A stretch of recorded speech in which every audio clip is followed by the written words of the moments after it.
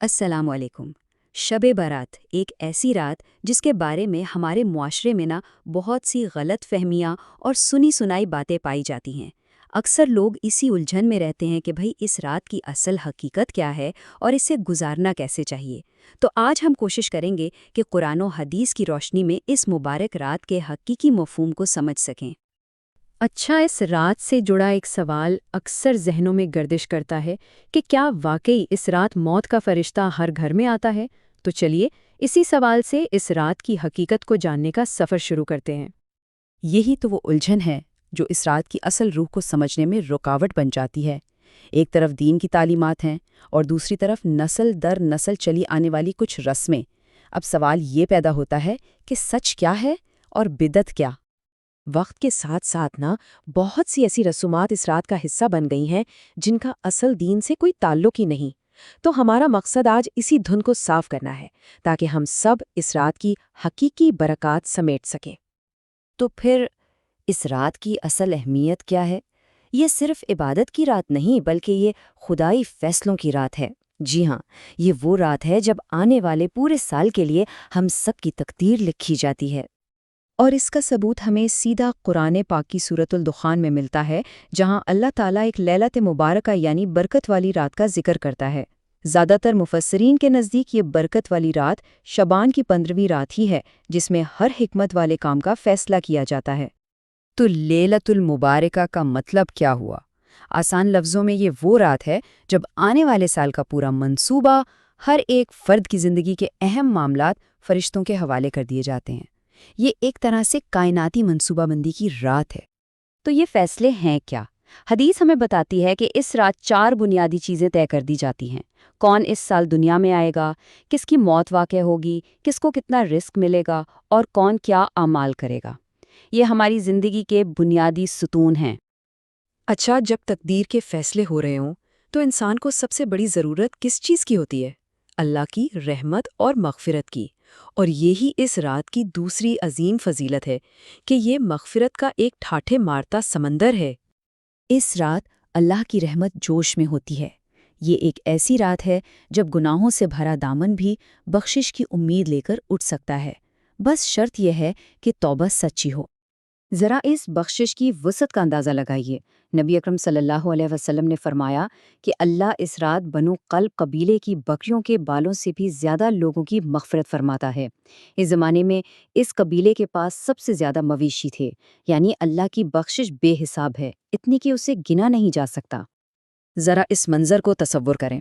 سورج ڈوبتے ہی اللہ کی طرف سے یہ اعلان شروع ہو جاتا ہے اور فجر تک جاری رہتا ہے۔ یہ اس بات کی علامت ہے کہ رحمت خود بندے کو پکار رہی ہے۔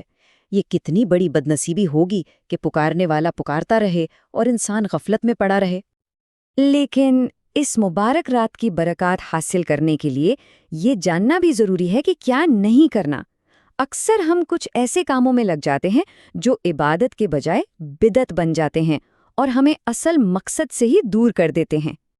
بدعت کا مطلب ہے دین میں کوئی ایسا نیا کام ایجاد کرنا جو نبی اکرم صلی اللہ علیہ وسلم، صحابہ کرام یا تابعین سے ثابت نہ ہو، اور یہ اعمال انسان کو اصل عبادت سے غافل کر دیتے ہیں۔ اس کی سب سے بڑی مثال ہے آتش بازی۔ یہ رات آگ سے کھیلنے کی نہیں بلکہ اللہ کی رحمت حاصل کرنے کی ہے۔ یہ نہ صرف غیروں کی نقالی ہے بلکہ مال کا صریح و اسراف ہے، ایک ایسا عمل جسے اللہ سخت ناپسند کرتا ہے۔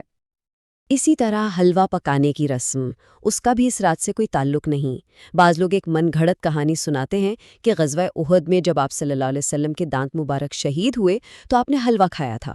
یہ بالکل غلط ہے، کیونکہ غزوہ احد شوال کے مہینے میں ہوا تھا، جبکہ شب برات شعبان میں ہوتی ہے۔ اسی طرح گھروں کی خاص صفائی کرنا، نئے کپڑے پہننا یا یہ سمجھنا کہ مردوں کی روحیں آتی ہیں، یہ سب وہ عقائد ہیں جن کی دین میں کوئی اصلی نہیں۔ یہ سارے کام ہمیں اصل عبادت سے یعنی دعا اور استغفار سے غافل کر دیتے ہیں۔ اب ایک لمحے کے لیے بالکل سنجیدگی سے غور کریں۔ جہاں یہ رات مغفرت کا سمندر ہے، وہیں کچھ ایسے بد نصیب بھی ہیں جو اس عظیم رحمت سے محروم رہ جاتے ہیں۔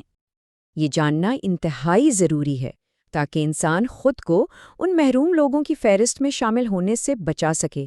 بخشش خودکار نہیں ہے، اس کے لیے کچھ شرطیں ہیں۔ احادیث میں واضح طور پر ان لوگوں کا ذکر ہے جن پر اس رات رحمت کے دروازے بند کر دیے جاتے ہیں۔ ان میں شرک کرنے والا، دل میں بغض اور کینہ رکھنے والا، رشتے ناطے توڑنے والا اور والدین کا نافرمان سر فہرست ہیں۔ یہ فہرست ہمارے لیے ایک آئینہ ہے، ایک انتباہ ہے کہ اس رات سے پہلے ان گناہوں سے خود کو پاک کر لیں۔ تو پھر کرنا کیا ہے؟ ہم اس رات کو کیسے گزاریں کہ ہماری تقدیر بہترین لکھی جائے اور ہمارے گناہ معاف کر دیے جائیں؟ دیکھیں، اس رات کو گزارنے کا جو مستند طریقہ ہے نا، وہ بہت سادہ اور پرسکون ہے۔ کوئی ہنگامہ نہیں، کوئی دکھاوا نہیں، بس تنہائی میں اپنے رب سے تعلق جوڑیں، نوافل پڑھیں، اپنے گناہوں پر ندامت کے آنسو بہائیں اور اگلے دن کا روزہ رکھیں۔ بس یہی مطلوب ہے۔ تو سب سے اہم نکتہ یہ ہے، یہ رات ایک موقع ہے، ایک خالی صفحہ ہے۔ اس رات کی گئی سچی توبہ اور دعا آنے والے سال کے لیے لکھی جانے والی تقدیر پر مثبت اثر ڈال سکتی ہے۔ آخر میں یہ سوال ہر ایک کے لیے ہے، جب زندگی کے اتنے بڑے فیصلے ہو رہے ہوں تو کیا اس رات کو غفلت میں گزارنا دانشمندی ہے یا عبادت میں؟ فیصلہ ہر ایک کو خود کرنا ہے۔